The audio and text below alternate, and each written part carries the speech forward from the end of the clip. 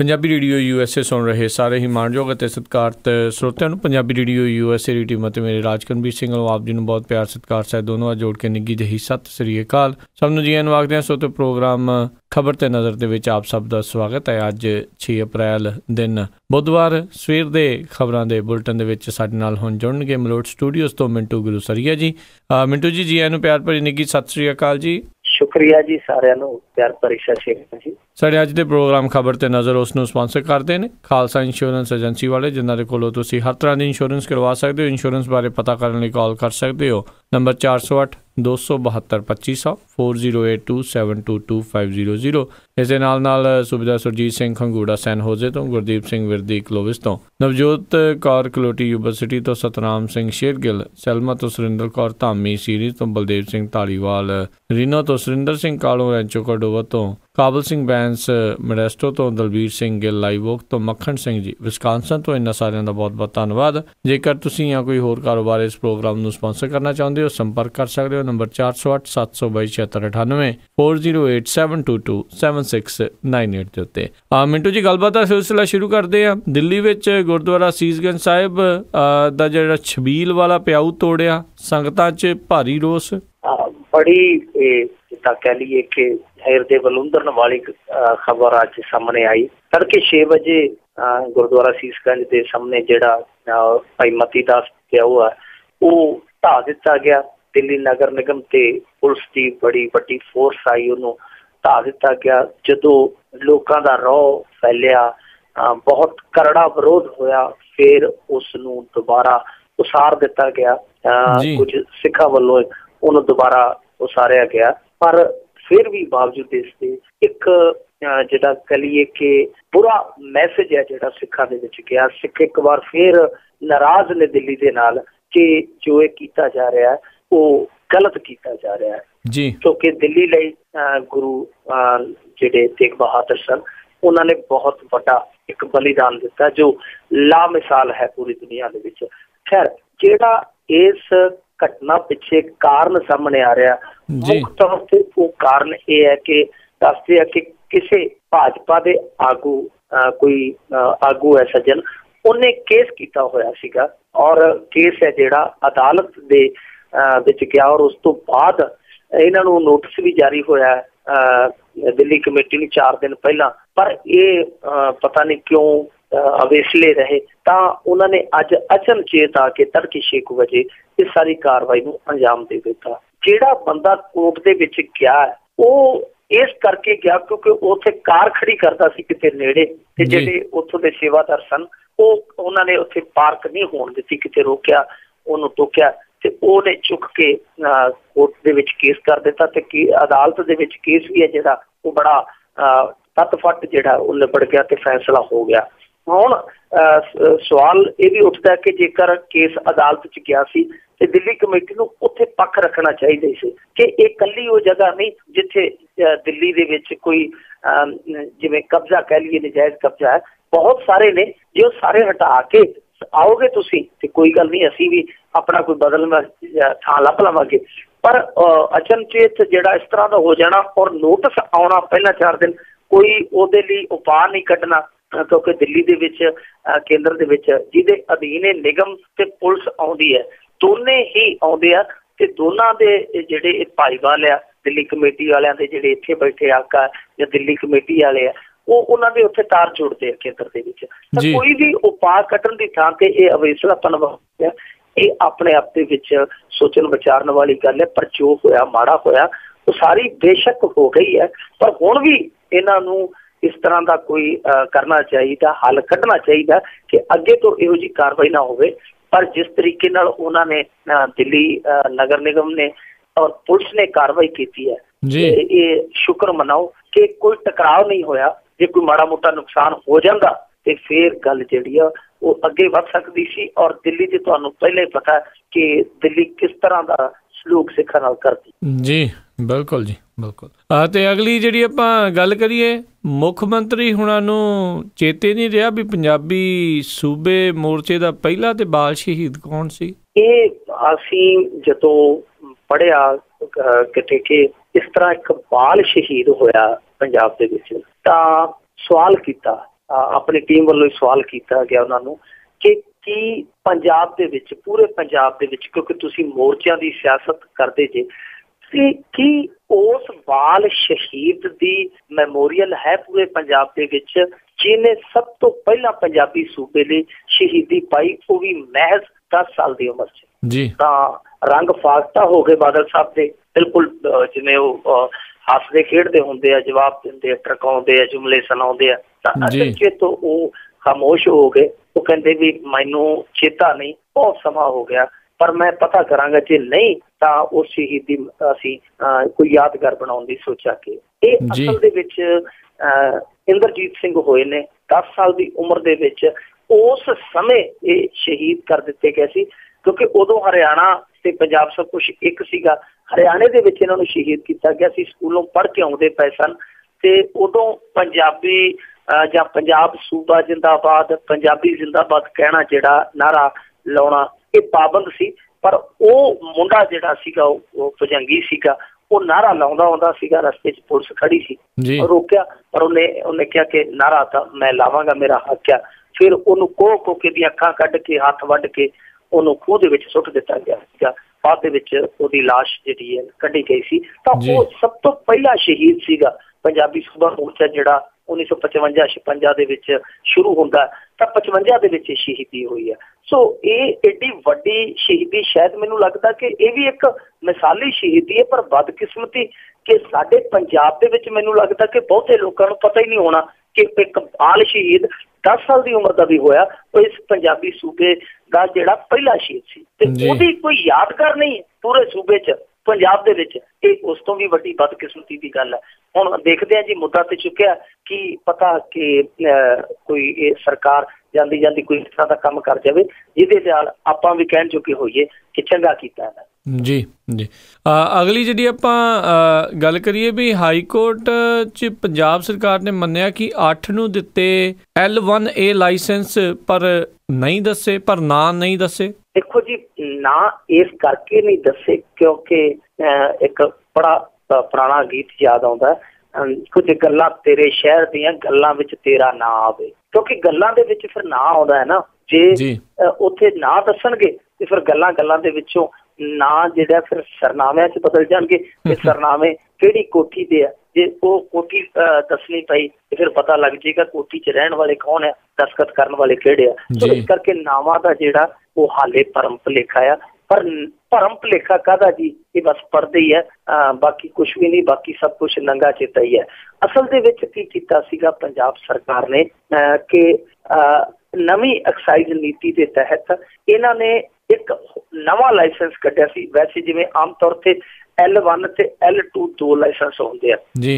L2 ਹੁੰਦਾ ਠੇਕੇ ਵਾਲਿਆਂ ਕੋਲ ਜੋ ਅੱਗੇ ਗਾਹਕ ਨੂੰ ਵੇਚਦੇ ਆ, ਤੇ L1 ਲਾਇਸੈਂਸ ਹੁੰਦਾ ਜਿਹੜੇ ਡਿਸਟਿਲਰੀਆਂ ਤੋਂ ਠੇਕੇ ਵਾਲਿਆਂ ਨੂੰ ਸਪਲਾਈ ਕਰਦੇ ਆ। ਪਰ ਇਹਨਾਂ ਨੇ ਇੱਕ ਹੋਰ ਕਰ ਦਿੱਤਾ, L1A ਉਹਦਾ ਨਾਂ ਰੱਖ ਦਿੱਤਾ, ਤੇ ਉਹਦੇ ਵਿੱਚ ਇਹ ਬਣਾ ਦਿੱਤਾ ਗਿਆ ਕਿ ਡਿਸਟਿਲਰੀਆਂ ਇਹ 5 ਲਾਇਸੈਂਸ ਦਿਆ ਕਰਨਗੀਆਂ, ਔਰ ਇਹ 5 ਜਣੇ ਜਿਹੜੇ ਪੂਰੇ ਪੰਜਾਬ ਦੇ ਠੇਕੇਦਾਰਾਂ ਨੂੰ ਸਪਲਾਈ ਕਰਿਆ ਕਰਨਗੇ। ਹੁਣ ਦੇਖੋ, ਏਡੇ ਵੱਡੇ ਕਾਰੋਬਾਰ ਨੂੰ 5 ਜਾਣਿਆਂ ਦੇ ਹੱਥ ਦੇਣਾ। ਹੁਣ 5 ਜਾਣਿਆਂ ਦੇ ਵਿੱਚ ਕੋਈ ਇਹ ਤੇ ਹੈ ਨੀ ਗਾ ਕੋਈ ਉਹਦੇ ਵਿੱਚ ਜਿਹੜਾ ਦਿਆਲਾ ਆ ਜਾਏਗਾ, ਪਿੰਡ 'ਚ ਰਹਿਣ ਵਾਲਾ ਕੋਈ ਗੋਪਾਲਾ ਸਿੰਘ ਆ ਜਾਏਗਾ, ਮੇਰਾ ਦਿਆਲਾ ਆ ਜਾਏਗਾ, ਉਹਦੇ ਵਿੱਚ ਵੱਡੇ ਸਰਮਾਏਦਾਰੀ ਜਾਣਗੇ। ਇਹ ਅਸੈਂਬਲੀ ਦੇ ਵਿੱਚ ਸਰਦਾਰ ਸੁਖਬੀਰ ਸਿੰਘ ਬਾਦਲ ਨੇ ਕਿਹਾ ਕਿ ਅਸੀਂ 5 ਨੂੰ ਇਹ ਲਾਇਸੈਂਸ ਦੇਣੇ ਆ। ਪਰ ਜਦੋਂ ਹਾਈ ਕੋਰਟ ਦੇ ਵਿੱਚ ਚੈਲੰਜ ਕੀਤਾ ਗਿਆ ਇਸ ਨਵੀਂ ਐਕਸਾਈਜ਼ ਨੀਤੀ ਨੂੰ, ਤੇ ਉੱਥੇ ਪਹਿਲਾਂ ਤੇ ਇਹ ਟਰਕਾਉਂਦੇ ਰਹੇ, ਪਰ ਅੰਤ ਜਦੋਂ ਹਾਈ ਕੋਰਟ ਸਖਤ ਹੋਇਆ, ਇਹਨਾਂ ਨੇ ਕੱਲ ਜਵਾਬ ਦਾਖਲ ਕੀਤਾ। ਜਵਾਬ ਦੇ ਵਿੱਚ ਇਹ ਲਿਖੀ ਖੜੇ ਸੀ ਕਿ ਅਸੀਂ ਜੀ ਹੁਣ ਤੱਕ 7 ਨੂੰ ਨਾਂ ਦੇ ਚੁੱਕੇ ਹਾਂ, ਹਾਲੇ 10 ਦਿਨ ਹੋਏ ਨਹੀਂ ਉਸ ਪਾਲਿਸੀ ਨੂੰ ਲਾਗੂ ਹੋਇਆ ਨੂੰ। ਇਹ ਅਸੈਂਬਲੀ ਦੇ ਵਿੱਚ ਖੜ ਕੇ ਕਹਿ ਕੇ 5 ਦਾ ਹੈ, ਤੇ ਉੱਥੇ ਜਾ ਕੇ ਮੰਨੇ ਖੜੇ ਆ ਜੀ ਅਸੀਂ 7 ਦਾ ਦੱਸ ਕੇ ਆਏ, ਪਰ ਨਾਲ ਹੀ ਕਹਿੰਦੇ ਵੀਰ ਬਣ ਕੇ ਨਾਂ ਨਾ ਪੁੱਛਿਓ, ਜਿਵੇਂ ਜਵਾਕ ਨਹੀਂ ਕਹਿੰਦੇ ਹੁੰਦੇ ਕਿ ਯਾਰ ਆਹ ਨਾ ਚੀਜ਼ ਪੁੱਛੀ ਤੈਨੂੰ ਸਹੁੰ ਲੱਗੇ, ਤਾਂ ਉਹ ਕਹਿੰਦੇ ਆ ਕਿ ਜੀ ਨਾਂ ਨਾ ਪੁੱਛਿਓ, ਦੇ ਅਸੀਂ 7 ਨੂੰ ਦਿੱਤੇ ਆ। ਤੇ ਹਾਈ ਕੋਰਟ ਕਹਿੰਦੇ ਕਿ ਭਾਈ ਤੁਸੀਂ ਨਾਂ ਕਿਉਂ ਨਹੀਂ ਦੱਸਣੇ? ਕਹਿੰਦੇ ਜੀ ਚਲੋ ਜੇ ਤੁਸੀਂ ਜ਼ਿਆਦਾ ਕਹਿੰਦੇ ਹੋ ਅਸੀਂ ਤੁਹਾਨੂੰ ਕੰਪਨੀਆਂ ਦੱਸ ਦਿੰਦੇ, ਹੁਣ ਵੀਰ ਬਣ ਕੇ ਇਹ ਤੋਂ ਅੱਗੇ ਨਾ ਜਾਓ। ਇਹਨਾਂ ਨੇ 2 ਕੰਪਨੀਆਂ ਦੇ ਨਾਂ ਵੀ ਦੱਸ ਦਿੱਤੇ ਆ, ਜਿਹਦੇ 'ਚ ਇੱਕ ਕੰਪਨੀ ਪਾਉਂਟੀ ਚੱਡਾ ਦੀ ਆ। ਪਾਉਂਟੀ ਚੱਡਾ ਦੀ ਜਿਹੜੀ ਯੂਪੀ ਵਾਲੀ ਕੰਪਨੀ ਹੈ, ਬਾਕੀ ਵੀ ਉਹੋ ਜਿਹੀਆਂ ਹੀ ਆ। ਤੇ ਉਹੋ ਜਿਹੀਆਂ ਜਿਹੜੀਆਂ ਕੰਪਨੀਆਂ ਉਹ ਹੈ ਨੇ ਪੰਜਾਬ ਦੇ ਕੁਛ ਚੋਟੀ ਦੇ ਸਿਆਸਤਦਾਨਾਂ ਦੀਆਂ, ਜਿਨ੍ਹਾਂ ਦੀਆਂ ਤਾਰਾਂ ਅੱਗੋਂ ਪਿੱਛੋਂ ਜਾ ਕੇ ਵੱਡੇ ਘਰ 'ਚ ਜੁੜਦੀਆਂ। ਸੋ ਇਸ ਕਰਕੇ ਨਾ ਹਾਲੇ ਦੱਸੇ ਨਹੀਂ, ਪਰ ਨਾ ਉਹ ਆ ਜਾਣੇ ਆ ਸਾਹਮਣੇ। ਹੁਣ ਮਸਲਾ ਇਹ ਹੈ ਕਿ ਇਹ ਕੀਤਾ ਕਿਉਂ ਗਿਆ? ਇਹ ਅਸਲ ਦੇ ਵਿੱਚ 15,000 ਕਰੋੜ ਰੁਪਏ ਦਾ ਕਾਰੋਬਾਰ ਹੈ ਜਿਹੜਾ ਇਹ 5-6 ਜਣੇ ਆ, ਜਿਹੜੇ 6-7 ਕੰਪਨੀਆਂ ਇਹਨਾਂ ਨੇ ਕਰਨਾ। ਯਾਨੀ ਕੁੱਲ ਬਜਟ ਹੈ ਜਿਹੜਾ ਇਹਦਾ ਸ਼ਰਾਬ ਦਾ, ਜੋ ਰੈਵਨਿਊ ਦਾ ਗਿਣਿਆ ਇਹਨਾਂ ਨੇ ਟਰਨਓਵਰ, ਉਹ ਹੈ 5400 ਕਰੋੜ ਦਾ ਜੀ। ਤੇ ਜਿਹਦੇ ਚੋਂ 1500 ਕਰੋੜ ਜਿਹੜਾ ਹੈ 1500 ਕਰੋੜ, ਮੈਂ ਸੌਰੀ ਪਹਿਲਾਂ 1000 ਬੋਲ ਗਿਆ ਸੀਗਾ, 1500 ਕਰੋੜ ਰੁਪਏ ਜਿਹੜਾ ਉਹ ਇਹਨਾਂ ਨੇ ਕਮਾ ਜਾਣਾ ਇਕੱਲਿਆਂ ਨੇ ਸੁੱਕਾ ਵਿੱਚ ਸਿਰਫ ਸਪਲਾਈ ਕਰਨ ਦਾ। ਡਿਸਟਿਲਰੀ 'ਚ ਚੁੱਕਿਆ ਤੇ ਅੱਗੇ ਡਿਸਟਰੀਬਿਊਟ ਕੀਤਾ। ਇਹ ਵੇਖੋ ਕਿਸ ਤਰੀਕੇ ਦਾ ਇੱਕ ਖੜਾ ਕੀਤਾ ਗਿਆ ਛੋਟਾ ਜਿਹਾ ਸਾਮਰਾਜ, ਜਿਨੇ ਇੱਕ ਚੀਜ਼ ਨੂੰ ਦੂਜੇ ਹੱਥ 'ਚ ਫੜਾਉਣ ਦੇ 1500 ਕਰੋੜ ਕੁੱਟ ਲੈਣਾ। ਬੜਾ ਸੌਖਾ ਫਾਰਮੂਲਾ। ਤੇ ਇਹਦੇ ਨਾਲੋਂ ਚੰਗਾ ਨਹੀਂ ਸੀ ਜੇ ਸਰਕਾਰ ਕੋਈ ਆਪਦੀ ਸਰਕਾਰੀ ਕੰਪਨੀ ਖੜੀ ਕਰ ਲੈਂਦੀ ਤੇ 1500 ਕਰੋੜ ਰੁਪਇਆ ਸਰਕਾਰੀ ਖਜ਼ਾਨੇ 'ਚ ਚਲਾ ਜਾਂਦਾ ਨਿੱਜੀ ਤਿਜੋਰੀਆਂ ਦੀ ਥਾਂ ਤੇ। ਜੀ ਪਰ ਕਿੱਥੇ ਕਰਨਾ ਸੀ, ਦਿਵਾਉਣੇ ਤੇ ਆਪਣਿਆਂ ਨੂੰ ਹੁੰਦੇ ਆ ਪੈਸੇ। ਤੇ ਅਗਲੀ ਜਿਹੜੀ ਆਪਾਂ ਗੱਲ ਕਰੀਏ, ਬਿਹਾਰ 'ਚ ਸ਼ਰਾਬਬੰਦੀ, ਸ਼ਰਾਬ ਦੇ ਭੰਨੇ ਹਸਪਤਾਲਾਂ 'ਚ। ਦੇਖੋ ਰਿਸਕ ਬੜਾ ਵੱਡਾ ਲਿਆ ਸੀ ਨਿਤੀਸ਼ ਕੁਮਾਰ ਨੇ, ਕਿਉਂਕਿ ਹਰਿਆਣੇ 'ਚ ਉਦੋਂ ਮੁੱਖ ਮੰਤਰੀ ਸਨ ਜਿਹੜੇ 1997-98 'ਚ ਜਦੋਂ ਸ਼ਰਾਬਬੰਦੀ ਹੋਈ ਆ, ਤੇ ਉਹ ਮੁੱਖ ਮੰਤਰੀ ਦੁਬਾਰਾ ਸੱਤਾ 'ਚ ਨਹੀਂ ਆਏ। ਸ਼ਰਾਬ ਨੇ ਉਹਨਾਂ ਨੂੰ ਐਸਾ ਭੰਨਿਆ, ਮੁੜ ਕੇ ਸੱਤਾ ਹੀ ਨਸੀਬ ਨਹੀਂ ਹੋਈ। ਕਿਉਂਕਿ ਉਦੋਂ ਤਾਂ ਗਾਣੇ ਵੀ ਬਣ ਗਏ ਸੀ ਕਿ ਠੇਕੇ ਹੋ ਗਏ ਬੰਦ, ਸ਼ਰਾਬੀ ਭੁੱਬਾ ਮਾਰਦੇ। ਉਹ ਜਿਹੜੇ ਹਰਿਆਣੇ ਵਾਲੇ ਸੀ ਉਹ ਇੱਥੇ ਆ ਕੇ ਪੰਜਾਬ 'ਚ ਹੀ ਰਹਿਣ ਲੱਗ ਪਏ, ਜਿਵੇਂ ਹੁਣ ਕਈ ਪੰਜਾਬ ਦੇ ਜਿਹੜੇ ਰਾਜਸਥਾਨ 'ਚ ਜਾ ਕੇ ਘਰ ਪਾ ਬੈਠੇ ਸੀ ਭੁੱਖੀ ਦੇ ਮਾਰੇ, ਉਹਦਾ ਸ਼ਰਾਬ ਵਾਲੇ ਇੱਧਰ ਆ ਗਏ ਸੀਗੇ। ਤਾਂ ਇਹ ਇੱਕ ਰਿਸਕ ਸੀਗਾ ਨਿਤੀਸ਼ ਕੁਮਾਰ ਨੇ ਲਿਆ। ਔਰ ਤੁਹਾਨੂੰ ਪਤਾ ਜਦੋਂ ਏਡੇ ਵੱਡੇ ਸੂਬੇ ਦੇ ਵਿੱਚ ਏਡਾ ਵੱਡਾ ਫੈਸਲਾ ਲਿਆ ਜਾਏਗਾ ਤਾਂ ਹਲਚਲ ਤੇ ਮਚੇਗੀ, ਹੜਕੰਪ ਤੇ ਹੋਏਗਾ। ਇਸੇ ਤਰੀਕੇ ਨਾਲ ਜਿਹੜੇ ਪੱਕੇ ਸ਼ਰਾਬੀ ਸਨ ਉਹਨਾਂ ਦੇ ਵਿੱਚੋਂ ਇੱਕ ਦੋ ਤੇ ਇਹੋ ਜਿਹੇ ਜਿਹੜੇ ਦਿਮਾਗੀ ਤੌਰ ਤੇ ਹਿੱਲ ਗਏ। ਇੱਕ ਭਾਈਜਾਨ ਤਾਂ ਸਾਬਣ ਘੋਲ ਕੇ ਬਹਿ ਗਿਆ ਕਿ ਮੈਂ ਤੇ ਇਹਦੇ ਵਿੱਚੋਂ ਸ਼ਰਾਬ ਕੱਢ ਲੈਣੀ ਆ। ਇੱਕ ਨੂੰ ਚਾਹ ਦਿੱਤੀ ਘਰਦਿਆਂ ਨੇ ਤੇ ਉਹ ਸ਼ਰਾਬ ਦੇ ਵਾਂਗੂ ਤੱਤੀ ਪੀਣ ਲੱਗਾ, ਖਿੱਚ ਕੇ ਦਾ ਡੀਕ ਲਾ ਕੇ ਉਹ ਅਜੀਬ ਸਾੜ ਬੈਠਾ। ਯਾਨੀ ਇਸ ਤਰ੍ਹਾਂ ਦੇ ਕੇਸ ਆਏ, ਪਰ ਉਹਨਾਂ ਨੇ ਕਿ ਇਹ ਪਹਿਲਾਂ ਹੀ ਅਗਾਊ ਪ੍ਰਬੰਧ ਕੀਤੇ ਹੋਏ ਆ। ਯਾਨੀ ਹਸਪਤਾਲਾਂ ਦੇ ਵਿੱਚ ਸਟਾਫ ਹੈ ਜਿਹੜੇ, ਉਹਨਾਂ ਨੂੰ ਵਿਸ਼ੇਸ਼ ਹਦਾਇਤਾਂ ਦਿੱਤੀਆਂ ਗਈਆਂ ਕਿ ਜੇ ਇਸ ਤਰ੍ਹਾਂ ਦੇ ਆਉਂਦੇ ਆ ਕਿ ਉਹਨਾਂ ਨੂੰ ਨਕਾਰੋ ਨਾ, ਉਹਨਾਂ ਨੂੰ ਦਰਕਾਰੋ ਨਾ, ਉਹਨਾਂ ਦਾ ਇਲਾਜ ਕਰੋ, ਉਹਨਾਂ ਨੂੰ ਕਾਉਂਸਲਿੰਗ ਕਰੋ, ਉਹਨਾਂ ਨੂੰ ਹੌਸਲਾ ਦਿਓ ਤਾਂ ਕਿ ਆਪਾਂ ਇਸ ਮੁਹਿੰਮ ਨੂੰ ਕਾਮਯਾਬ ਕਰੀਏ। ਯਾਨੀ ਉਹ ਪ੍ਰਬੰਧ ਕਰ ਰਹੇ, ਕੋਸ਼ਿਸ਼ਾਂ ਕਰ ਰਹੇ ਪੂਰੀਆਂ, ਕਿਉਂਕਿ ਪੂਰਨ ਸ਼ਰਾਬਬੰਦੀ ਹੋ ਗਈ ਹੈ, ਉਹਦਾ ਅਸਰ ਹੋਏਗਾ। ਕਿਉਂਕਿ ਉਹਨਾਂ ਨੇ ਜਿਹੜੀ ਬਲੈਕ ਦੀ ਸ਼ਰਾਬ ਹੈ ਉਹ ਵੀ ਨਾ ਵਿਕਣ ਲਈ ਉਹ ਵਚਨਬੱਧਤਾ ਆਪਣੀ ਦੁਹਰਾਈ ਹੈ। ਉਹਨਾਂ ਨੇ ਕਿਹਾ ਕਿ ਅਸੀਂ ਬਲੈਕ ਵੀ ਨਹੀਂ ਹੋਣ ਦੇਣੀ ਸ਼ਰਾਬ। ਯਾਨੀ ਜੇ ਬਲੈਕ ਵੀ ਨਹੀਂ ਵਿਕੇਗੀ, ਸਰਕਾਰੀ ਤੌਰ ਤੇ ਜਿਹੜੀ ਸ਼ਰਾਬ ਬੰਦ ਹੈ, ਤੇ ਫਿਰ ਸ਼ਰਾਬੀਆਂ ਦੇ ਕੋਲ ਕੋਈ ਚਾਰਾ ਰਹਿ ਨਹੀਂ ਜਾਂਦਾ। 2-4 ਦਿਨ ਹੱਥ ਪੈਰ ਮਾਰ ਕੇ ਮੁੜ ਕੇ ਫਿਰ ਰਵੇਂ ਹੋ ਜਾਣਗੇ। ਪਰ ਇਹ ਬਹੁਤ ਵੱਡਾ ਫੈਸਲਾ ਹੁਣ ਦੇਖੋ ਕਾਮਯਾਬ ਹੁੰਦਾ ਜਾਂ ਨਹੀਂ ਹੁੰਦਾ। ਪਰ ਜਦੋਂ ਨਿਤੀਸ਼ ਕੁਮਾਰ ਨੇ ਸਾਈਕਲ ਵੰਡਣ ਦੀ ਉੱਥੇ ਸ਼ੁਰੂਆਤ ਕੀਤੀ ਸੀ, ਤੱਤ ਸਾਡੇ ਉਪ ਮੁੱਖ ਮੰਤਰੀ ਸਰਦਾਰ ਸੁਖਬੀਰ ਸਿੰਘ ਬਾਦਲ ਨੇ ਰੀਸ ਕਰਕੇ ਸਾਈਕਲ ਵੰਡਣੇ ਸ਼ੁਰੂ ਕਰ ਦਿੱਤੇ ਸੀ। ਹੁਣ ਮੈਨੂੰ ਲੱਗਦਾ ਕਿ ਰੀਸ ਕਰ ਲੈਣੀ ਚਾਹੀਦੀ ਹੈ। ਜੀ ਜੇ ਕੋਈ ਚੰਗੀ ਚੀਜ਼ ਵਾਲੇ ਪਾਸੇ ਨੂੰ ਤੁਰਦੇ ਆ ਤਾਂ। ਅਗਲੀ ਜਿਹੜੀ ਆਪਾਂ ਗੱਲ ਕਰੀਏ, ਸਾਬਕਾ ਸਰਪੰਚ ਤੇ ਉਹਦੇ ਮੁੰਡਿਆਂ ਨੇ ਨਾਬਾਲਗ ਕੁੜੀ ਨੂੰ ਚੁੱਕ ਕੇ ਨੰਗਿਆਂ ਕੀਤਾ। ਕੀ ਹੋ ਗਿਆ ਪੰਜਾਬ ਨੂੰ? ਇਹ ਬਹੁਤ ਸ਼ਰਮਨਾਕ ਘਟਨਾ ਸਾਡੇ ਪੰਜਾਬੀ ਸਮਾਜ ਦੇ ਲਈ, ਪੂਰੇ ਸਮਾਜ ਦੇ ਲਈ, ਕਿ ਸਾਡੇ ਸਮਾਜ ਦੇ ਹਿੱਸੇ ਦੇ ਵਿੱਚ ਇਹ ਕੁਛ ਵਾਪਰ ਰਿਹਾ ਤੇ ਜੋ ਬਾਕੀ ਸਮਾਜ ਉਹਦਾ ਹਿੱਸਾ ਹੈ ਉਹ ਚੁੱਪ-ਚਾਪ ਵੇਖ ਰਿਹਾ ਹੈ। ਘਟਨਾ ਖਡੂਰ ਸਾਹਿਬ ਹਲਕੇ ਦੇ ਪਿੰਡ ਤੁਰਦੀ ਹੈ, ਜਿੱਥੇ ਕੋਈ ਜੋਗਿੰਦਰ ਸਿੰਘ ਨਾਂ ਦਾ ਸਾਬਕਾ ਸਰਪੰਚ ਸੀ। ਉਹਦੀ ਆਪਣੀ ਬੇਟੀ ਹੈ ਜਿਹੜੀ, ਉਹ ਆਪਣੇ ਦੋਸਤ ਨੂੰ ਮਿਲਣ ਇਸ ਕੁੜੀ ਦੇ ਸ਼ਾਇਦ ਘਰ ਗਈ ਸੀ ਤੇ ਇਸ ਗੱਲ ਤੋਂ ਖਫਾ ਹੋਇਆ ਉਹ ਉੱਥੇ ਪਹੁੰਚ ਗਿਆ। ਜਦੋਂ ਉਹ ਕੁੜੀ ਨੂੰ ਪਹਿਲਾਂ ਹੀ ਭਿਣਕ ਲੱਗ ਗਈ ਕਿ ਉਹਦਾ ਪਿਓ ਆਉਂਦਾ, ਉਹ ਉੱਥੋਂ ਗਾਇਬ ਹੋ ਗਈ। ਇਹ ਸਾਰਾ ਗੁੱਸਾ ਤਾਂ ਇਸ ਕੁੜੀ ਤੇ ਨਿਕਲਿਆ। ਇਹ 14 ਸਾਲ ਦੀ ਉਮਰ ਸੀਗੀ। ਉਹ 14 ਸਾਲ ਦੀ ਉਮਰ ਦੀ ਕੁੜੀ ਨੂੰ ਬੂਹਾ ਤੋੜ ਕੇ ਉੱਥੋਂ ਘਰੋਂ ਖਿੱਚਿਆ ਗਿਆ। ਖਿੱਚ ਕੇ ਉਹ ਆਪਣੇ ਘਰ ਲੈ ਗਏ। 2 ਉਹਦੇ ਮੁੰਡੇ ਸੀ ਸਰਪੰਚ ਦੇ, ਇੱਕ ਨਾਲ ਕੁੱਟੀ ਗਿਆ ਨਿਰਵਸਤਰ ਕਰਕੇ, ਦੂਜਾ ਵੀਡੀਓ ਸ਼ੂਟ ਕਰੀ ਗਿਆ। ਇਹ ਸਿਲਸਿਲਾ ਦੱਸੇ ਕਈ ਘੰਟੇ ਚੱਲਦਾ ਰਿਹਾ, ਘੰਟੇ ਤੋਂ ਜ਼ਿਆਦਾ ਸਮਾਂ ਹੋ ਗਿਆ, ਜਾਨੀ ਲਗਭਗ 2-3 ਘੰਟੇ ਦੱਸਦੇ ਕਿ ਸਾਰਾ ਘਟਨਾਕ੍ਰਮ ਜਿਹੜਾ ਚੱਲਿਆ। ਪਰ ਇਸ ਤਰ੍ਹਾਂ ਕੋਈ ਵੀ ਅੱਗੇ ਨਹੀਂ ਆਇਆ, ਕੋਈ ਵੀ ਫਰਿਆਦ ਸੁਣਾਉਣ ਨੂੰ ਕੋਈ ਅੱਗੇ ਨਹੀਂ ਪਹੁੰਚਿਆ। ਫਿਰ ਕਿਸੇ ਕੁੜੀ ਦੇ ਰਿਸ਼ਤੇਦਾਰ ਨੇ, ਆਪਣੇ ਸਕੇ ਸੰਬੰਧੀ ਨੇ ਪਹਿਲਾਂ ਤਾਂ ਮਿੰਨਤਾਂ ਮੁੱਤਾਂ ਕੀਤੀਆਂ, ਜਦੋਂ ਨਹੀਂ ਛਡਾਇਆ ਫਿਰ ਉਹਨਾਂ ਨੇ ਲਾਗਲੇ ਪਿੰਡ ਕੋਈ ਰਿਸ਼ਤੇਦਾਰੀ 'ਚ ਫੋਨ ਕੀਤਾ, ਉੱਥੋਂ ਬੰਦੇ ਆਏ, ਉਹਨਾਂ ਨੇ ਮਿੰਨਤ ਤਰਲਾ ਕੀਤਾ, ਸੱਦਿਆ ਸਦਾਇਆ। ਖੈਰ ਉਹ ਕੁੜੀ ਨੂੰ ਉੱਥੋਂ ਬੇਪਤ ਹੋਈ ਕੁੜੀ ਨੂੰ ਉੱਥੋਂ ਲਿਜਾਇਆ ਗਿਆ, ਪਹੁੰਚਾਇਆ ਗਿਆ। ਪਰ ਸਾਰਾ ਪਿੰਡ ਸੀ ਜਿਹੜਾ ਉਹ ਮੂਕ ਦਰਸ਼ਕ ਬਣ ਕੇ ਸਾਰਾ ਕੁਛ ਦੇਖਦਾ ਰਿਹਾ। ਜਿਹੜਾ ਸਭ ਤੋਂ ਦੁਖਦ ਪਹਿਲੂ ਹੈ ਘਟਨਾ ਦਾ, ਪਰ ਇੱਕ ਇਸ ਤੋਂ ਵੀ ਵੱਡਾ ਦੁਖਦ ਪਹਿਲੂ ਹੈ, ਉਹ ਇਹ ਹੈ ਕਿ ਜਦੋਂ ਕੁੜੀ ਵਾਲੇ ਸ਼ਿਕਾਇਤ ਦਰਜ ਕਰਾਉਣ ਦਰੋਗੇ ਕੋਲ ਗਏ, ਜਿਹੜਾ ਉਸ ਥਾਣੇ ਦਾ ਮੁਖੀ ਸੀ, ਤੇ ਉਹਨੂੰ ਕਿਹਾ ਕਿ ਭਾਈ ਰਪਟ ਲਿਖ।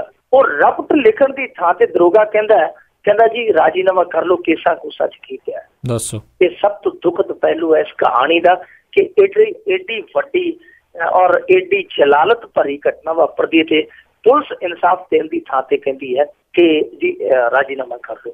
ਸੋ ਇੱਥੇ ਪੁਲਿਸ ਔਰ ਸਿਆਸਤ, ਇਹ ਸਭ ਕੁਛ ਸਮਾਜ ਦੇ ਵਿੱਚੋਂ ਮੁੱਕੀ ਅਨੈਤਿਕਤਾ, ਇਹ ਸਭ ਕੁਛ ਅਸੀਂ ਕਾਰਨ ਗਿਣਾ ਸਕਦੇ ਹਾਂ। ਪਰ ਮੈਨੂੰ ਲੱਗਦਾ ਕਿ ਸਭ ਤੋਂ ਵੱਡੀ ਵਜ੍ਹਾ ਜਿਹੜੀ ਹੈ ਸਮਾਜ ਦੇ ਵਿੱਚ ਇਸ ਤਰ੍ਹਾਂ ਦੀਆਂ ਘਟਨਾਵਾਂ ਨੂੰ ਜੋ ਵਧਾਵਾ ਮਿਲਦਾ ਹੈ, ਉਹਦਾ ਕਾਰਨ ਹੈ ਕਿ ਸਾਡੇ ਇੱਥੋਂ ਦੇ ਸਮਾਜ ਦੇ ਵਿੱਚ ਜਿਹੜੀ ਨੈਤਿਕਤਾ, ਅਣਖ ਔਰ ਜਿਹੜੀ ਸਾਂਝੀਵਾਲਤਾ ਸੀ ਉਹ ਖਤਮ ਹੋ ਗਈ। ਨਹੀਂ ਤੇ ਅੱਗੇ ਇਹੋ ਜਿਹੀਆਂ ਗੱਲਾਂ ਕਿਤੇ ਹੁੰਦੀਆਂ ਸੀ, ਰਾਹ ਜਾਂਦੀ ਕੁੜੀ ਨੂੰ ਕੋਈ ਤੰਗ ਕਰਦਾ, ਭਾਵੇਂ ਦੁਸ਼ਮਣ ਦੀ ਕੁੜੀ ਹੁੰਦੀ ਤੇ ਅਗਲਾ ਡਾਂਗ ਕੱਢ ਖਲੋਂਦਾ ਸੀ, ਲਾਂਗਰ ਕੱਢ ਖਲੋਂਦਾ ਸੀ, ਵੀ ਤੇਰੀ ਕੀ ਜ਼ਰੂਰਤ ਹੋਈ, ਧੀ ਭਾਵੇਂ ਦੁਸ਼ਮਣ ਦੀ ਹੈ ਪਰ ਪਿੰਡ ਦੀ ਹੈ, ਪਿੰਡ ਦੀ ਇੱਜ਼ਤ ਸਾਡੀ ਸਾਰਿਆਂ ਦੀ ਸਾਂਝੀ ਹੈ। ਜੀ ਬਿਲਕੁਲ, ਇਹ ਚੀਜ਼ਾਂ ਤਾਂ ਹੁਣ ਨਿਕਲਦੀਆਂ ਜਾ ਰਹੀਆਂ, ਲੋਪ ਹੁੰਦੀਆਂ ਜਾ ਰਹੀਆਂ। ਅਗਲੇ ਗੱਲ ਕਰੀਏ, ਮੁੱਖ ਮੰਤਰੀ ਹੋਣਾ ਨੇ ਹੁਕਮ ਦਿੱਤੇ ਆ ਕਾਲੇ ਪੀਲੀਏ ਦਾ ਇਲਾਜ ਹੁਣ ਮੁਫਤ ਹੋਵੇਗਾ। ਕੈਂਸਰ ਤੋਂ ਬਾਅਦ ਅੱਜ ਕਾਲਾ ਪੀਲੀਆ ਜਿਹੜਾ ਸਭ ਤੋਂ ਵੱਡੀ ਬਿਮਾਰੀ ਹੈ ਪੰਜਾਬ ਦੇ ਵਿੱਚ। ਜੇ ਤੁਸੀਂ ਇੱਧਰ ਨੂੰ ਥੱਲੇ ਨੂੰ ਆਓਗੇ, ਪੰਜਾਬ ਨੂੰ ਅਬੋਹਰ, ਮਲੋਟ, ਬਠਿੰਡਾ, ਮੋਗਾ, ਇਹਨਾਂ ਇਲਾਕਿਆਂ ਦੇ ਵਿੱਚ ਆਓਗੇ ਤੇ ਤੁਸੀਂ ਪਾਓਗੇ ਕਿ ਘਰਾਂ ਦੇ ਘਰ ਜਿਹੜੇ ਆ ਉਹ ਉੱਜੜ ਰਹੇ ਆ। ਕਈ ਘਰ ਤੇ ਇਸ ਤਰ੍ਹਾਂ ਦੇ ਆ ਕਿ ਇੱਕ ਮੋਗੇ ਦਾ ਕੇਸ ਆ, 7 ਭਰਾ ਸੀਗੇ, ਕੋਈ ਦੱਸ ਰਿਹਾ ਸੀਗਾ ਵੀਰ ਕਿ 7 ਭਰਾ ਸੀ, 7 ਚੋਂ 2 ਮੁੱਕ ਚੁੱਕੇ ਆ, ਤੀਜਾ ਮੁੱਕਣ ਦੇ ਕਿਨਾਰੇ ਆ। ਅੱਗੇ ਉਹ ਜਿਹੜਾ ਮੁੱਕਣ ਦੇ ਕਿਨਾਰੇ ਉਹਦੀ ਵਾਈਫ ਨੂੰ ਵੀ ਹੈ, ਔਰ ਹੋ ਸਕਦਾ 2 ਬੱਚੇ ਜਿਹੜੇ ਉਹਨਾਂ ਨੂੰ ਵੀ ਹੋਵੇ। ਹੁਣ ਇੱਕ ਘਰ ਦੇ ਵਿੱਚ ਇੰਨਾ ਜ਼ਿਆਦਾ ਬਿਮਾਰੀ ਦਾ ਖਲਾਰਾ ਪੈ ਜਾਵੇ, ਸਮੇਟਣਾ ਬੜਾ ਮੁਸ਼ਕਿਲ ਹੈ। ਔਰ ਇੱਥੇ ਇੱਕ ਮੈਂ ਘਰ ਨੂੰ ਜਾਣਦਾ ਸੀਗਾ, ਉਹਨਾਂ ਦੇ ਘਰ ਦੇ ਵਿੱਚ ਵੀ ਇਸੇ ਤਰੀਕੇ ਦਾ ਬਿਮਾਰੀ ਨੇ ਪਸਾਰਾ ਕੀਤਾ। 4 ਜੀ ਜਿਹੜੇ ਪੋਜ਼ਿਟਿਵ ਹੋ ਗਏ ਔਰ ਉਸ ਤੋਂ ਬਾਅਦ ਉਹਨਾਂ ਨੇ ਕੋਰਸ ਉਹ ਕੀਤਾ ਜਿਹੜਾ ਹੈਪਾਟਾਈਟਸ ਸੀ ਲਈ ਕਰਵਾਉਂਦੇ ਆ, ਪੂਰਾ ਟੀਕੇ ਲਵਾਉਂਦੇ ਆ, ਤਾਂ ਉਹ 2.5 ਲੱਖ ਦਾ ਕੋਰਸ ਸੀਗਾ। 4 ਜੀਆਂ ਨੇ 2.5 ਲੱਖ ਰੁਪਇਆ ਜਿਹੜਾ ਖਰਚਿਆ ਤੇ ਮੁੜ ਕੇ ਉਹਨਾਂ ਦੀ ਜਾਨ ਬਚੀ। ਤੇ ਦੇਖੋ ਉਹਨਾਂ ਕੋਲ ਤੇ ਥੋੜਾ ਜਿਹਾ ਸਹਿੰਦਾ ਪਰਿਵਾਰ ਸੀ, ਉਹਨਾਂ ਕੋਲ ਤੇ ਹੈ ਪੂੰਜੀ ਹੈ, ਉਹਨਾਂ ਨੇ ਇਲਾਜ ਕਰਵਾ ਲਿਆ। ਪਰ ਜਿਹੜਾ ਮਾਤੜ ਆ, ਜਿਹੜਾ ਮੇਰੇ ਵਰਗਾ ਮਾਤੜ ਆ ਜਿਹਦੀ ਪੂੰਜੀ ਬਹੁਤ ਘੱਟ ਆ, ਉਹਦੇ ਲਈ 2.5 ਲੱਖ ਰੁਪਏ ਦਾ ਕੋਰਸ ਕਰਨਾ ਜਿਹੜਾ ਬਹੁਤ ਵੱਡੀ ਗੱਲ ਹੈ। ਇਹ ਤੇ ਏਦਾਂ ਜਿਵੇਂ ਪਿੰਗਲੇ ਨੂੰ ਆਖੀਏ ਕਿ ਪਰਬਤ ਤੇ ਚੜ੍ਹ ਜਾ, ਉਹ ਪਿੰਗਲੇ ਤੇ ਪਰਬਤ ਤੇ ਚੜ੍ਹਨਾ ਬਹੁਤ ਮੁਸ਼ਕਿਲ ਹੈ। ਇਸ ਕਰਕੇ ਸਰਕਾਰ ਜਾਗੀ ਤੇ ਹੈ, ਪਰ ਬਹੁਤ ਦੇਰ ਬਾਅਦ ਜਾਗੀ ਹੈ। ਉਦੋਂ ਜਾਗੀ ਹੈ ਜਦੋਂ ਪੀਲੀਏ ਨੇ ਲੋਕਾਂ ਦੇ ਘਰ ਵਕਾ ਦਿੱਤੇ, ਜਦੋਂ ਪੀਲੀਏ ਨੇ ਲੋਕਾਂ ਦੇ ਘਰ ਖਾਲੀ ਕਰ ਦਿੱਤੇ। ਪਰ ਫਿਰ ਵੀ ਜੇ ਜਾਗੀ ਹੈ ਤੇ ਅਸੀਂ ਸ਼ਾਬਾਸ਼ੀ ਦੇ ਸਕਦੇ ਹਾਂ। ਪਰ ਕਿਤੇ ਇਹ ਨਾ ਹੋਵੇ ਕਿ ਜਿਵੇਂ ਅੱਗੇ ਇਹਨਾਂ ਨੇ ਕੈਂਸਰ ਵਾਲੀ ਉਹ ਪ੍ਰਕਿਰਿਆ ਅਪਣਾਈ ਹੈ, ਜਿਵੇਂ ਕੈਂਸਰ ਮਰੀਜ਼ ਨੂੰ 1.5 ਲੱਖ ਰੁਪਇਆ ਦਿੰਦੇ ਆ ਮੁੱਖ ਮੰਤਰੀ ਰਾਹਤ ਕੋਸ਼ ਦੇ ਵਿੱਚੋਂ, ਉਹ 1.5 ਲੱਖ ਰੁਪਏ ਦੀ ਜਿਹੜੀ ਫਾਈਲ ਹੈ ਜਦੋਂ ਕੋਈ ਮਰੀਜ਼ ਭਰਦਾ ਉਹ ਇੰਨੀ ਤੇਜ਼ੀ ਨਾਲ ਆਉਂਦੀ ਹੈ ਕਿ ਜਦੋਂ ਉਹ ਆਉਂਦੀ ਹੈ ਮੁੜ ਕੇ ਆਉਂਦਿਆਂ ਨੂੰ ਜਾਂ ਤੇ ਮਰੀਜ਼ ਠੀਕ ਹੋ ਚੁੱਕਾ ਹੁੰਦਾ ਆਪਣੇ ਖਰਚੇ ਨਾਲ, ਤੇ ਜਾਂ ਫਿਰ ਠੀਕ ਗਲਤ ਹੋਣ ਜੋਗਾ ਰਹਿੰਦਾ ਹੀ ਨਹੀਂ, ਉਹ ਪੱਕਾ ਹੀ ਠੀਕ ਹੋ ਚੁੱਕਾ ਹੁੰਦਾ। ਸੋ ਉਹ ਚੀਜ਼ ਨਹੀਂ ਹੋਣੀ ਚਾਹੀਦੀ। ਜੇਕਰ ਇਹਨਾਂ ਨੇ ਇਹ ਪਾਲਿਸੀ ਅਪਣਾਈ, ਹਾਲਾਂਕਿ ਇਹ ਮੌਖਿਕ ਆਦੇਸ਼ ਹੈ, ਮੁੱਖ ਮੰਤਰੀ ਸਾਹਿਬ ਨੇ ਮੌਖਿਕ ਆਦੇਸ਼ ਦਿੱਤਾ ਕਿਉਂਕਿ ਕੱਲ ਲੰਬੀ ਆਏ ਹੋਏ ਸਨ, 3 ਦਿਨ ਇੱਥੇ ਰਹੇ ਆ, ਇਸ ਇਲਾਕੇ 'ਚ ਬੜੀ ਮਾਰ ਹੈ, ਤਾਂ ਉਹ ਸਭ ਕੁਛ ਵੇਖ ਕੇ ਕਿਉਂਕਿ ਲੋਕ ਖੱਬਿਆਂ ਮੂੰਹ ਹੀ ਦਰਖਾਸਤਾਂ ਲੈ ਕੇ ਆਉਂਦੇ ਕਿ ਜੀ ਮੈਂ ਵੀ ਪੀੜਤ ਹਾਂ, ਤਾਂ ਉਹਨਾਂ ਨੇ ਮੌਖਿਕ ਆਦੇਸ਼ ਦਿੱਤੇ ਆ ਕਿ 1000 ਕਰੋੜ ਰੁਪਏ ਜਿਹੜਾ ਉਹਦਾ ਪ੍ਰਬੰਧ ਕੀਤਾ ਜਾਵੇ। ਨੋਟੀਫਿਕੇਸ਼ਨ ਅਗਲੇ ਦਿਨਾਂ 'ਚ ਜਾਰੀ ਹੋ ਜਾਏਗਾ। ਜੇ ਪਾਲਿਸੀ ਜੇ ਨਾ ਕਾਮਯਾਬ ਕਰਨੀ ਤੇ ਮੇਰੇ ਖਿਆਲ ਨਾਲ ਸਿੱਧੇ ਰੂਪ ਦੇ ਵਿੱਚ ਇਹ ਰੱਖ ਦੇਣ ਕਿ ਜੇ ਕੋਈ ਬੰਦਾ ਪੋਜ਼ਿਟਿਵ ਹੈ ਉਹਦਾ ਟੈਸਟ ਰਿਪੋਰਟ ਤੇ ਨਾਲ ਉਹਦੀ ਆਇਡੈਂਟੀ ਲੱਗ ਕੇ ਨਾਲ ਦੀ ਨਾਲ ਜਿੱਥੋਂ ਉਹਦਾ ਇਲਾਜ ਹੋਣਾ ਨਾਲ ਦੀ ਨਾਲ ਉਹਨੂੰ ਕਹਿਣ ਕਿ ਤੇਰੀ ਟ੍ਰਾਂਜੈਕਸ਼ਨ ਹੋ ਗਈ ਹੈ, ਜਾ ਕੇ ਇਲਾਜ ਕਰਵਾ ਲਾ। ਜੇ ਕੈਂਸਰ ਵਾਲੇ ਫੈਲ ਫੂਲ ਵਾਲੇ ਚੱਕਰਾਂ 'ਚ ਪੈ ਗਏ ਤੇ ਫਿਰ ਉਹ ਉਸੇ ਪਾਲਿਸੀ ਵਾਲਾ ਇਹਦਾ ਹਾਲ ਹੋਣਾ। ਜੀ ਤੇ ਅਗਲੀ ਜੇ ਆਪਾਂ ਗੱਲ ਕਰੀਏ ਮਿੰਟੂ ਜੀ ਵੀ ਦੇਸ਼ ਦੀ ਪੁਲਿਸ ਦਾ ਕੀ ਹੈ ਹਾਲ, ਇਹ ਹਾਈ ਕੋਰਟ ਦੇ ਵਿੱਚ ਪਾਜ ਖੁੱਲੇ ਆ? ਬਿਲਕੁਲ ਜੀ, ਪਾਠ ਖੁੱਲ੍ਹਦੀ ਹਾਈ ਕੋਰਟ ਦੇ ਵਿੱਚ ਹੈ, ਕਿਉਂਕਿ ਸਾਡੇ ਵਰਗਿਆਂ ਨੂੰ ਜਾਂ ਆਮ ਲੋਕਾਂ ਨੂੰ ਇਹ ਦੱਸਦੇ ਹੀ ਨਹੀਂ ਕਿ ਮੁਲਕ ਦੇ ਵਿੱਚ ਕੀ ਹੁੰਦਾ ਪਿਆ। ਪਰ ਜਦੋਂ ਹਾਈ ਕੋਰਟ ਦੇ ਵਿੱਚ ਜਾ ਕੇ ਖਿੱਦੋ ਜਿਹੜੀ ਹੈ ਉਹ ਵਕੀਲਾਂ ਦੀਆਂ ਖੁੰਡੀਆਂ ਨਾਲ ਕਹਿੰਦੀ ਹੈ, ਫਿਰ ਉਹਦੀਆਂ ਜਿਹੜੀਆਂ ਲੀਰਾਂ ਖਿਲਰਦੀਆਂ ਨੇ। ਇਹ ਪੁਲਿਸ ਦਾ ਜਿਹੜਾ ਇੱਕ ਚਿਹਰਾ ਹੈ ਉਹ ਨੰਗਾ ਹੋਇਆ ਹਾਈ ਕੋਰਟ ਦੇ ਵਿੱਚ, ਜਿੱਥੇ ਇੱਕੋ ਸੱਟੇ 3 ਮਾਮਲੇ ਸਾਹਮਣੇ ਆਏ ਆ ਕਿ ਪੁਲਿਸ ਕੰਮ ਕਿੱਦਾਂ ਕਰਦੀ ਹੈ। ਹੁਣ ਵੇਖੋ, ਇੱਕ ਪਟਿਆਲੇ ਦੇ ਵਿੱਚ 2014 ਨੂੰ ਮੁੰਡਾ ਮਰਿਆ ਸੀ ਜਿਹਦਾ ਨਾਂ ਸੀ ਜੌਨ ਪੌਲ ਜੀ। ਉਹ ਭੇਦ ਭਰੀ ਹਾਲਤ ਦੇ ਵਿੱਚ ਮਰਿਆ ਸੀ। ਪੁਲਿਸ ਨੇ ਉਹਦੇ ਕੇਸ 'ਚ ਕੀ ਕੀਤਾ ਕਿ ਪਹਿਲੀ ਸੱਟੇ ਬਣਾ ਦਿੱਤਾ ਜੀ ਇਹ ਮੌਤ ਸੜਕ ਹਾਦਸੇ 'ਚ ਹੋਈ ਹੈ, ਪਰ ਦੂਜੀ ਰਿਪੋਰਟ 'ਚ ਲਿਖ ਦਿੱਤਾ ਜੀ ਉਹਦੀ ਲਾਸ਼ ਜਿਹੜੀ ਹੈ ਉਹ ਰੇਲ ਪਟੜੀ ਤੋਂ ਮਿਲੀ। ਇੱਕ ਰਿਪੋਰਟ 'ਚੋਂ ਕਹਿੰਦੀ ਹੈ, ਮੁੱਢਲੀ ਰਿਪੋਰਟ 'ਚ ਕਿ ਇਹ ਸੜਕ ਹਾਦਸੇ ਦਾ ਮਾਮਲਾ, ਦੂਜੇ 'ਚ ਕਹਿੰਦੇ ਨਹੀਂ ਜੀ ਭੁਲੇਖਾ ਲੱਗ ਗਿਆ ਤੇ ਰੇਲ ਹਾਦਸਾ ਹੈ। ਹੁਣ ਸੜਕ ਤੇ ਰੇਲ ਪਟੜੀ ਦੇ ਵਿੱਚ ਕੋਈ ਫਰਕ ਹੀ ਨਹੀਂ ਹੈਗਾ। ਸ਼ਾਇਦ ਇਹ ਰਾਤ ਦਾ ਸਮਾਂ ਹੋਣਾ, ਰਾਤ ਨੂੰ ਪੁਲਿਸ ਹੈ ਜਿਹੜੀ ਉਹ ਕਿਤੇ ਹੋਰ ਹੀ ਗਵਾਚੀ ਹੁੰਦੀ ਹੈ। ਇੱਕ ਹੋਰ ਮਾਮਲਾ ਹੈ ਜੀ, ਫਰੀਦਾਬਾਦ ਹਰਿਆਣੇ ਦੇ ਵਿੱਚ 24 ਜੁਲਾਈ ਨੂੰ 4-5 ਮੁੰਡੇ ਜਾਂਦੇ ਪਏ ਸੀ, ਉਹਨਾਂ ਨੇ ਨਾਕੇ ਤੇ ਰੋਕ ਲਿਆ ਪੁਲਿਸ ਵਾਲਿਆਂ ਨੇ, ਕਿਤੇ ਕਹਿ ਸੁਣੀ ਹੋ ਗਈ ਮਾੜੀ ਮੋਟੀ, ਤੇ ਇੱਕ ਪੁਲਿਸ ਵਾਲੇ ਨੇ ਫਾਇਰ ਕੀਤਾ ਸਿੱਧਾ। ਉਹ ਇੱਕ ਮੁੰਡੇ ਦੇ ਬਿਲਕੁਲ ਨੱਕ ਦੇ ਨਾਲ ਗੋਲੀ ਖਹਿ ਕੇ ਲੰਘੀ, ਉਹ ਇੰਨਾ ਖੌਫਜ਼ਦਾ ਹੋਇਆ ਕਿ ਉਹ ਉੱਥੇ ਕੋਮਾ 'ਚ ਚਲ ਗਿਆ। ਅੱਜ ਤੱਕ ਵੀ ਕੋਮਾ 'ਚ ਹੈ। ਦੇਖੋ ਪੁਲਿਸ ਦਾ ਚਿਹਰਾ। ਔਰ ਇੱਕ ਜਿਹੜਾ ਤੀਜਾ ਕੇਸ ਆ ਉਹ ਤੇ ਹੱਦਾਂ ਹੀ ਟੱਪ ਗਿਆ ਜੀ, ਲਾਠੀ ਟੱਪ ਗਈ ਪੁਲਿਸ ਉਹਦੇ 'ਚ ਕੀ ਹੋਇਆ ਕਿ ਇੱਕ ਬੱਚੀ ਸੀਗੀ ਕੁਰੂਕਸ਼ੇਤਰ ਦੇ ਵਿੱਚ, ਜਿਹਦੇ ਨਾਲ ਦੁਸ਼ਕਰਮ ਹੋਇਆ, ਬਲਾਤਕਾਰ ਹੋਇਆ, ਜਬਰ ਜਨਾਹ ਹੋਇਆ। ਉਸ ਤੋਂ ਬਾਅਦ ਉਹਦੀ ਹੱਤਿਆ ਕਰ ਦਿੱਤੀ ਗਈ ਔਰ ਉਹਦੇ ਵਿੱਚ ਦੋਸ਼ੀਆਂ ਨੂੰ ਫੜਨ ਦੀ ਥਾਂ ਤੇ ਉਸ ਬੱਚੀ ਦੇ ਪਿਤਾ ਨੂੰ ਵੀ ਮੁਲਜ਼ਮ ਬਣਾ ਦਿੱਤਾ ਗਿਆ। ਉਹਦੇ ਤੇ ਕਤਲ ਤੇ ਬਲਾਤਕਾਰ ਦਾ ਇਲਜ਼ਾਮ ਮੜ ਦਿੱਤਾ ਪੁਲਿਸ ਨੇ। ਉੱਥੇ ਹਾਈ ਕੋਰਟ 'ਚ ਪਹੁੰਚ ਹੋਈ, ਕੇਸ CBI ਨੂੰ ਹੈਂਡਓਵਰ ਹੋਇਆ। CBI ਨੇ ਝੱਟ ਦੁੱਧ ਦਾ ਦੁੱਧ, ਪਾਣੀ ਦਾ ਪਾਣੀ ਕਰ ਦਿੱਤਾ, ਉਸ ਪਿਤਾ ਨੂੰ ਕਲੀਨ ਚਿੱਟ ਦੇ ਦਿੱਤੀ। ਹੁਣ ਉਹ ਪਿਤਾ ਜਿਹੜਾ ਉਹ ਬਹੁਤ ਵੱਡਾ ਹਰਜ਼ਾਨਾ ਮੰਗ ਰਿਹਾ ਇਸ ਪੁਲਿਸ ਤੋਂ ਕਿ ਮੇਰੀ ਤਾਂ ਤੁਸੀਂ ਖੇਹ ਕਰ ਦਿੱਤੀ, ਇੱਕ ਤਾਂ ਮੈਂ ਆਪਦੀ ਕੁੜੀ ਗਵਾਈ, ਇੱਕ ਜਿਹੜੀ ਤੁਸੀਂ ਮੇਰੀ ਇੱਜ਼ਤ ਮਾੜੀ ਮੋਟੀ ਬਚੀ ਸੀ ਉਹ ਵੀ ਮਿੱਟੀ ਕਰਤੀ। ਹੁਣ ਉਹ ਹਰਜ਼ਾਨਾ ਕਰ ਰਿਹਾ, ਹਰਜ਼ਾਨੇ ਦਾ ਕੇਸ ਪਾਇਆ ਪੁਲਿਸ ਤੇ। ਸੋ ਇਹ ਪੁਲਿਸ ਦੀਆਂ 3-4 ਵੰਨਗੀਆਂ ਨੇ ਜਿਹੜੀਆਂ ਸਾਹਮਣੇ ਆਈਆਂ, ਹਜ਼ਾਰਾਂ ਨੇ ਇਹੋ ਜਿਹੀਆਂ। ਅਸਲ ਦੇ ਵਿੱਚ ਕੀ ਆ ਕਿ ਜਿਹੜੇ ਉੱਥੇ ਕੇਸ ਲਿਖਦੇ ਆ ਮੁਨਸ਼ੀ, ਜਿਹਨਾਂ ਨੂੰ ਆਪਾਂ ਕਹਿ ਦਿੰਦੇ ਥਾਣਿਆਂ 'ਚ ਬੈਠੇ ਜਿਹੜੇ ਕੇਸ ਤਿਆਰ ਕਰਦੇ ਆ, ਉਹ ਪੁਰਾਣੇ ਵੇਲਿਆਂ ਦੇ ਭਲਿਆਂ ਵੇਲਿਆਂ ਦੇ ਪੜ੍ਹੇ 8-8 10-10। ਉਹ ਜਦੋਂ ਬਣਾਉਂਦੇ ਆ ਕੇਸ ਬਣਾਉਂਦੇ ਕਈ ਵਾਰੀ ਮੰਨ ਲਓ ਕਿਸੇ ਨੇ ਆਵਾਜ਼ ਮਾਰ ਲਈ ਕਿ ਆ ਜਾਓ ਮੁਨਸ਼ੀ ਜੀ, ਘਰ ਦੀ ਕੱਢੀ ਦੀ ਬੋਤਲ ਲੈ ਕੇ ਆਇਆ, ਤੇ ਉਹ ਕੇਸ ਬਣਾਉਂਦੇ ਦੂਜੇ ਕਮਰੇ 'ਚ ਚਲੇ ਜਾਂਦੇ ਆ। ਉੱਥੋਂ ਜਦੋਂ ਮੁਨਸ਼ੀ ਸਾਹਿਬ ਫਿਰ ਉੱਥੋਂ DSP ਸਾਹਿਬ ਬਣ ਕੇ ਆਉਂਦੇ ਆ, ਫਿਰ ਆ ਕੇ ਉਸੇ ਕੇਸ ਨੂੰ ਲੱਗ ਜਾਂਦੇ। ਫਿਰ ਜਿਹੜੀਆਂ ਲੀਕਾਂ ਵਾਹ ਦਿੰਦੇ ਉਹਨਾਂ ਦਾ ਫੈਸਲਾ, ਉਹਨਾਂ ਦਾ ਸਿੱਟਾ ਇਹੋ ਜਿਹਾ ਨਿਕਲਦਾ। ਜੀ ਬਿਲਕੁਲ।